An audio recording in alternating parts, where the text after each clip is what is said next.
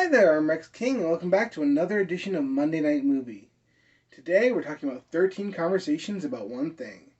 13 Conversations About One Thing is a movie that's about four different intersecting stories. The first one is about a physics professor named Walker, played by John Turturro, who is tired of his mundane life and is kind of going through a midlife crisis. The second story is about uh, Matthew McConaughey's character, named Troy, who just won a case against this drug dealer. From what it sounds like, he's a prosecutor. Anyway, he goes out to drink with his friends one night, and when he gets into his car, he ends up hitting someone.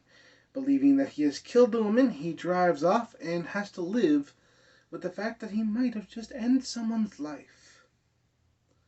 The third story is, well, about Beatrice, played by Clea Duvall, who is the woman that Matthew McConaughey's character hits. She doesn't die, but it does change her outlook on life. She's was a very positive character. After she gets hit by the car, she changes her outlook a little bit to the negative side. The fourth and final story is about Alan Arkin's Gene. He's a head of a insurance claims department, and basically his life is going down the hole. He doesn't have a very good life. His wife has divorced him, has married a very successful businessman. His son's about to go to jail, and his department is being downsized. So, what we have is four stories that sound completely different, but are all really about life's cruel ironies and its cruel unpredictability. Well, the film was directed by Jill Sprecher, and it was written by her sister, Karen Sprecher. They have worked together on two other movies. They have only done three films in total. I didn't know the other two, unfortunately. And this film was very much a low budget indie movie. It really took a while for it to get off the ground. They actually had written it in 1998, and if you know about this movie, it came out in May 24th, 2002, so it took a little while for them to get the money to make the movie. Once they did get the money to make the movie, they had the problem of a short film schedule, and the fact that every actor they had for the movie was working on another project. So they had a very tight schedule, not a lot of money, and basically they couldn't afford to miss a single day. What resulted was the film getting over 3 million at the box office, not bad for a low budget indie movie, and critics loving the movie. They loved its beautiful simplicity and its philosophy. What do I think? Well, I agree. This film is the perfect representation of simple yet complex. It goes to show you don't need a massive amount of action and a massive amount of things going on screen to make your story compelling. All you need is good characters and good acting. And all the actors do an amazing job. John Turturro is at his best in this movie. I feel like that man is an underrated actor and deserves way more props than he gets. Matthew McConaughey has probably the toughest job since most of his story is told via his facial expressions. And he doesn't get a lot of lines in the movie. So he has a huge burden on him to convey what he's feeling without saying a word, and he does a brilliant job at doing that. Clea Duvall is also great in this film with what she's given. I'll get more into that in a minute. And Alan Arkin is the standout of this movie. I absolutely loved him in here.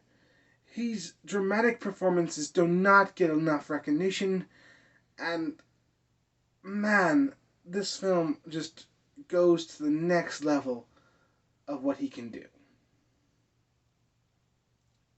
Now, I want to also talk about the score. The score was done by Alan Werman, and oh my god, that score is beautiful. Again, it's simple yet complex, and it just works so well. I don't have many scores that I think about and go, "Wow, that was good." But this one I enjoyed thoroughly. They apparently used a lot of paintings from Edward Hopper as um, key points of shooting. Like a lot of imagery that they used is inspired by his paintings, and I could see that in the way the film was shot, and it worked really well with what they were trying to convey. I love films that go on the philosophical side, and I love the idea that this film tries to talk about with basically one moment is all it takes to completely change the course of someone's life. Now, this film does have one flaw that kind of bugs me, and that would be that unfortunately the balancing of this film is a little off. You have four stories, and not all of them get equal screen time. Especially Clea Duvall's Beatrice, who doesn't get a whole lot of screen time, unfortunately, which really affects her story. I'm trying to be nice here because apparently this character was semi-autobiographical for the director. It's just they don't give us a ton of time with her. In fact, her major revelation happens off screen. Spoiler warning for what I'm about to talk about. Basically, when she gets hit by the car, before she gets hit by the car, she's one of the most positive people you would ever meet. Until she gets hit by the car and her outlook kind of changes.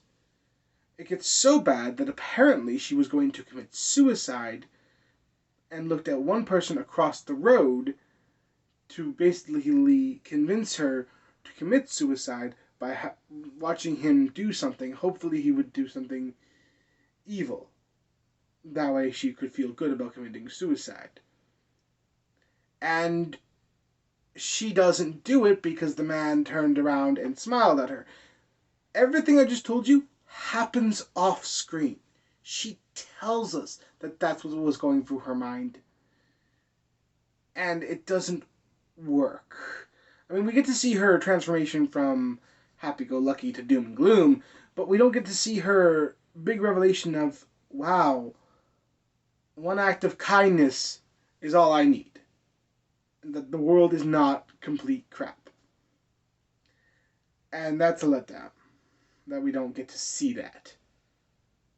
Honestly, I feel like you could have cut her story out of this movie, and with the exception of maybe affecting Matthew McConaughey's story, you wouldn't have lost anything, and that's the downside. But, at the end of the day, 13 Conversations About One Thing is still a good movie. One bad flaw does not break a movie. I really enjoyed it. Now, as you can see, I have the DVD copy. That's because there is no Blu-ray.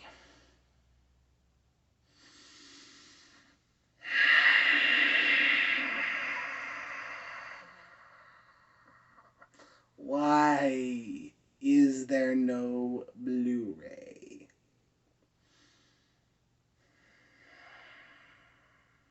You know, Sony, you could release a Blu-ray of this. You're the distributor. I mean, wouldn't cost you as much as you might think. Please? because this is a good movie and it deserves a Blu-ray. At least more special features than just the commentary, which is all this film has for special features, unfortunately. The commentary is fine. It has the director, the writer, and the editor, and gives us a lot of information about how the film was made. For example, apparently Alan Arkin contracted pneumonia while on the film, which is amazing considering his performance is, again, the standout of the movie. Well, that's a little bit of a disappointment, but I still give the film a 7 out of 10. And if you haven't seen it and you want a film that is a good philosophical conversation, by all means check it out. I really enjoyed this one. Well, next week I thought I'd move on to something a little bit more simpler. And what's simpler than a zombie action movie starring Brad Pitt? I'm of course talking about World War Z. I had that upside down for some reason. See you next time.